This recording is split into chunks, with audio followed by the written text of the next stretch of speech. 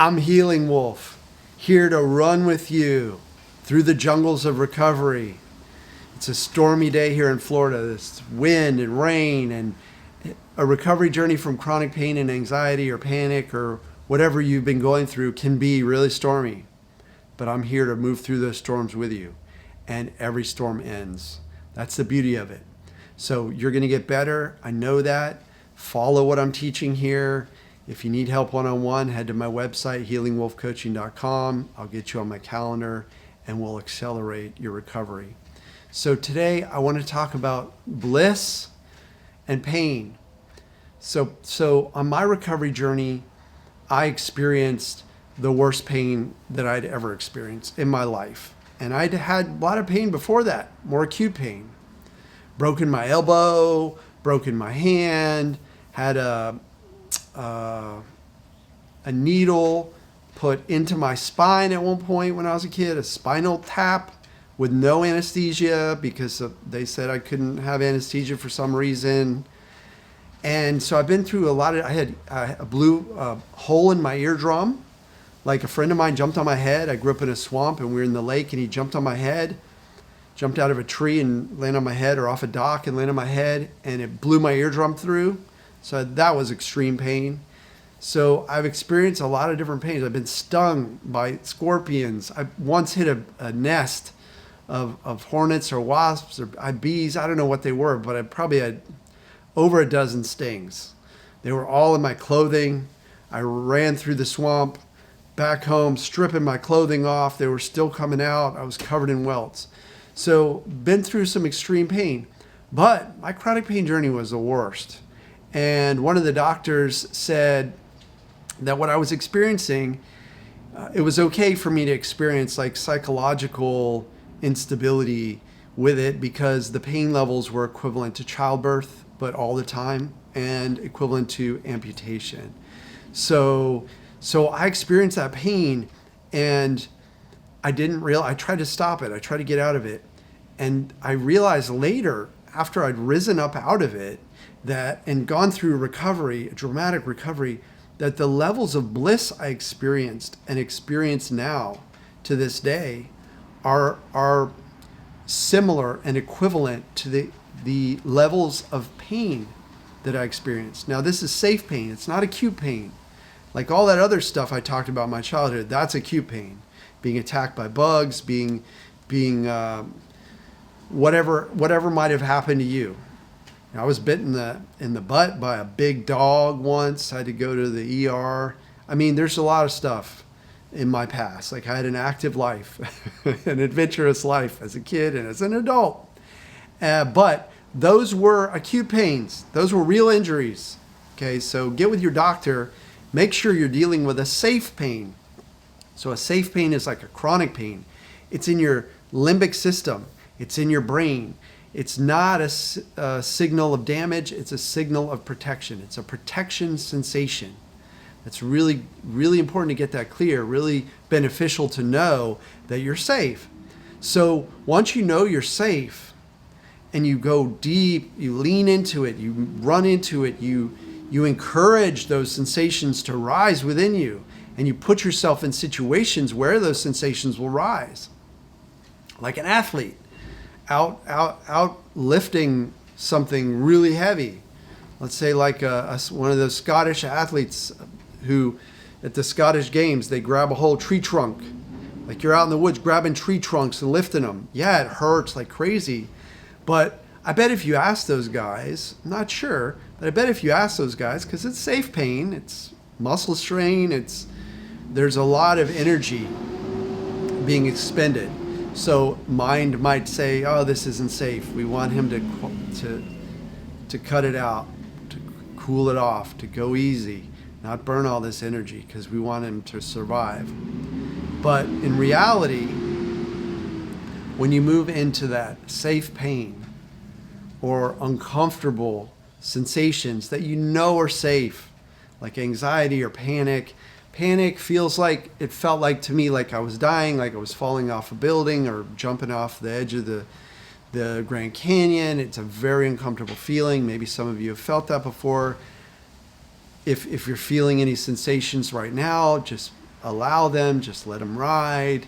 Sometimes hearing about it can make it come up, but it's going to go.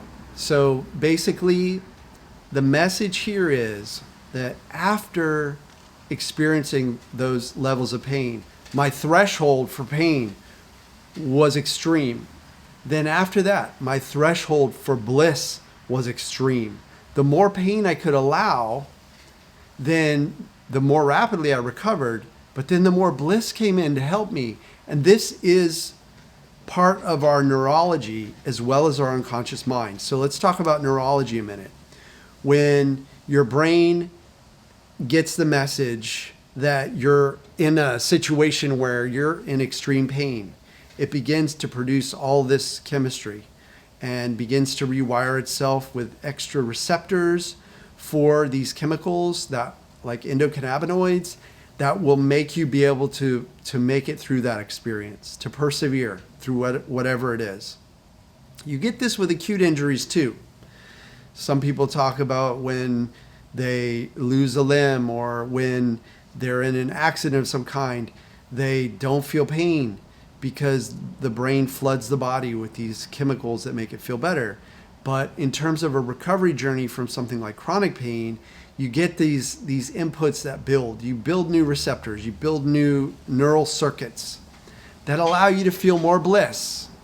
And for some reason, meditators get this too. Probably because it's not that comfortable to meditate. Psychologically uncomfortable, physically it can be uncomfortable, but also it's uncomfortable to do nothing. It's uncomfortable to have a mind that's just sitting, breathing, focusing on breath. So you get that too, you get that bliss. But part of my message today is that if you keep going, you're going to recover, and you're also going to wire your system, your brain, to feel more bliss.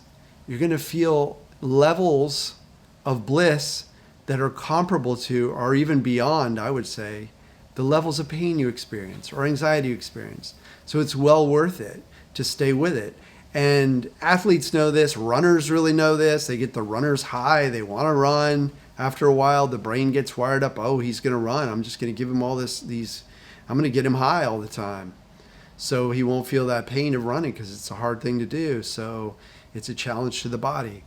So as you move into these intense levels of sensation, realize that your unconscious mind is also going to relax more about the sensations, because the sensations were a warning, a protection.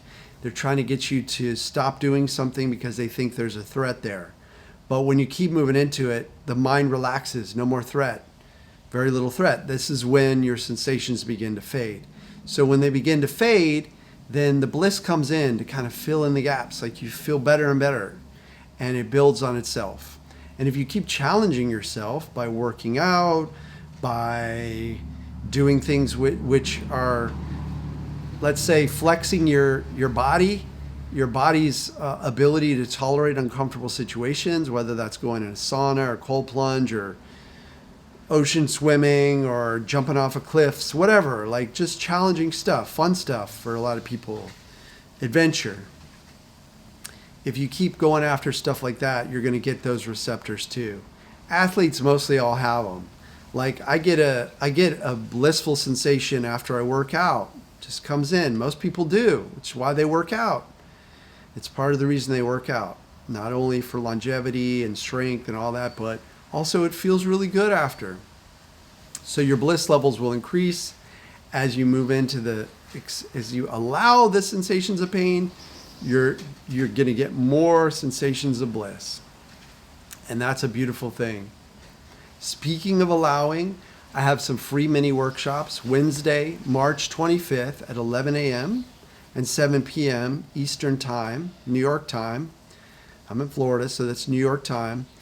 Or Florida time.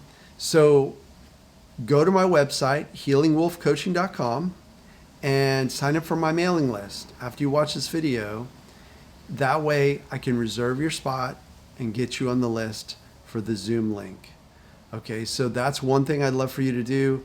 Also, if you find value in these videos, please subscribe, give me a thumbs up, ring the bell, and drop a comment as to, have you noticed that when you're allowing more pain, you're also experiencing the other end of the spectrum. You're getting more bliss.